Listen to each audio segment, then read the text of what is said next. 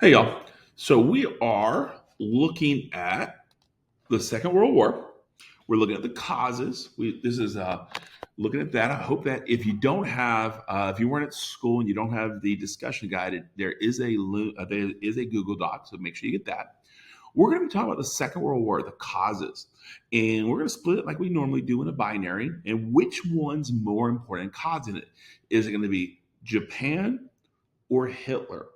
And really kind of important that we look at that. So let's go and jump right in to that discussion guide. I do want to make sure before we move on that concept of a revisionist state you see right there. A revisionist state is one of the countries who are seeking to revise the Paris Peace Conference or revise Versailles. That will be Germany, the Soviet Union, Hungary, Italy, and Japan. They're all actively looking to revise. So that's what that word is. But let's go and look.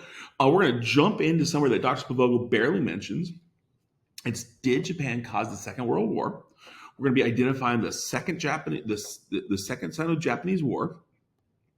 The Sino means Chinese, and I want you to realize that the second Sino is 1937 to 1945. Okay, so it's 1937 to 1945, and that second Sino-Japanese War will evolve into the Pacific theater of World War II. So that's going to be what we're looking at. So let's going to jump over here and look at Japan. Japan is as an imperial power. We should also remember that Japan had become industrialized after the Meiji Restoration. We know that Japan has destroyed Russia in the Russo-Japanese War. And we see, going here, we see that by 1911, they gained Korea from China, becoming an imperial state. During the First World War, first thing they do is they get this mandate, this enclave, and they also begin to expand into some German islands that way. And as they're beginning to expand, they really feel like they deserve these not as just territories, but as colonies. But coming into Versailles, the Paris Peace Conference, they felt really jilted, and that's why they become a revisionist state. They desired dominance over East Asia and the Western Pacific. They believe it's their sphere of influence. They called for a Japanese Monroe Doctrine. In that sense, they believe they alone have authority over this element. And when the Allied powers refuse to give in, they're really going to be frustrated with that. So they felt betrayed. Additionally, instead of colonies, this and the other islands become mandates, and those mandates are temporary colonies to help train them. So they just feel jilted. So they're now beginning to think, hey, what can we do? And they turn their sight on China.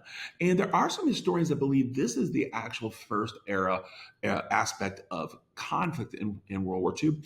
For our class, we're going to go to 1937, but here we see that is Manchuria. Japan invades Manchuria in 1931.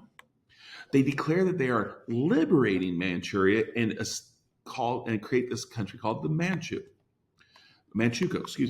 In the Manchukuo, they restored the Qing or Manchu dynasty. So they really are trying their hardest here to say, hey, these guys were liberating from the evil Chinese rule. Well, in reality, instead of an independent state, Manchukuo is literally a puppet state or a satellite state. So we know that that's not really a great place. So what do we see? League of Nations condemns the invasion, but they don't do anything to punish them. They're not offering sanctions. They're not doing anything else.